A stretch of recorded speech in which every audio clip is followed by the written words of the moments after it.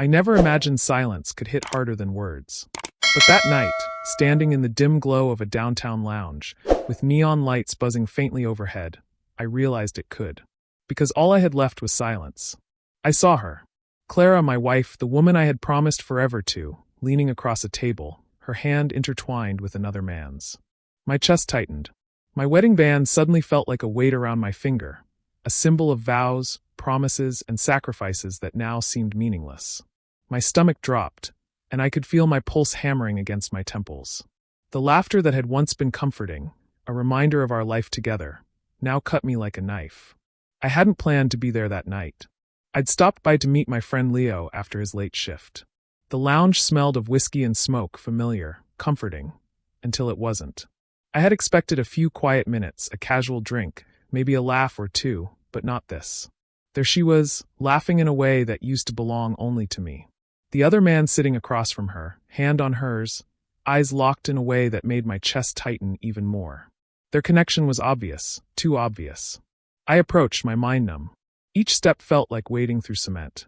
She saw me, froze mid-laugh, and whispered my name, but I didn't give her a chance to explain. I gently set my ring on the table between us and walked away.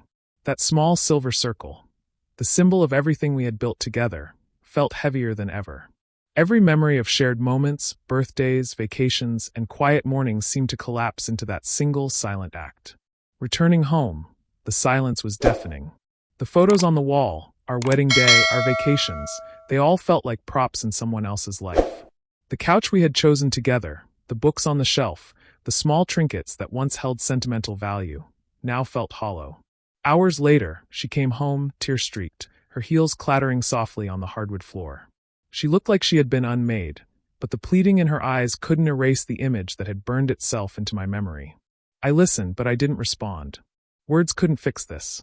Actions had already spoken, and the truth was written clearly in her betrayal. Over the following days, she begged, cried, and tried everything to repair what she had destroyed. Every text message, every voicemail, every knock at the door felt like an attempt to stitch together something that had been irreparably torn. She left notes in the kitchen, messages on my phone, pleading that I see her side, that I understand. But I couldn't. The trust was gone, the intimacy shattered, and the person standing before me wasn't the woman I married. The laughter, the warmth, the shared dreams, they were all gone, replaced with shame, guilt, and a cruel realization that I had been living with a stranger. At night, I replayed the scene over and over in my head. The way she leaned across the table, her laughter like a weapon, her hand resting in his. The neon lights glinting off their drinks. The hum of conversation around them, as if the world itself had chosen to continue while my heart stopped. I relived every detail, every nuance, every flicker of intimacy that she had once reserved for me. I thought about our life together, all the late-night talks, the shared silences, the dreams we had whispered to each other in darkened rooms. Were they real? Or had I just been blind to the truth the entire time? Eventually, I moved out, taking nothing but my dignity and the lessons I had learned. I packed my essentials quietly, leaving behind the life we had built brick by brick. Each step I took away from that apartment was both liberation and grief, a simultaneous exhale of relief and heartbreak. She came by later, trying to return the ring. I refused. That ring wasn't just metal.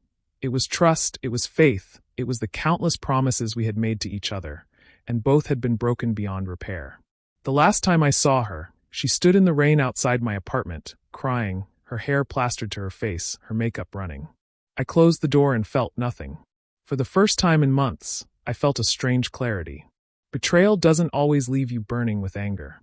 Sometimes it leaves a hollow, an emptiness where rage and hurt settle into quiet understanding. And in that hollow space, I found something unexpected: freedom, clarity, and the beginning of something new. I realized that the life I had thought was lost was never mine to lose. It was mine to rebuild. Looking back, I understand now that love and heartbreak are not opposites but intertwined, like two sides of the same coin. The heartbreak taught me resilience, the betrayal taught me self-worth, and the silence taught me that sometimes, walking away is the loudest statement of all.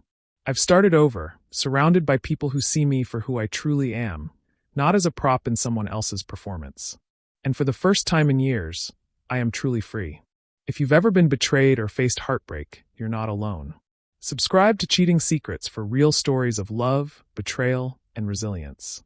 Don't forget to click the notification bell so you never miss a story that could change the way you see relationships.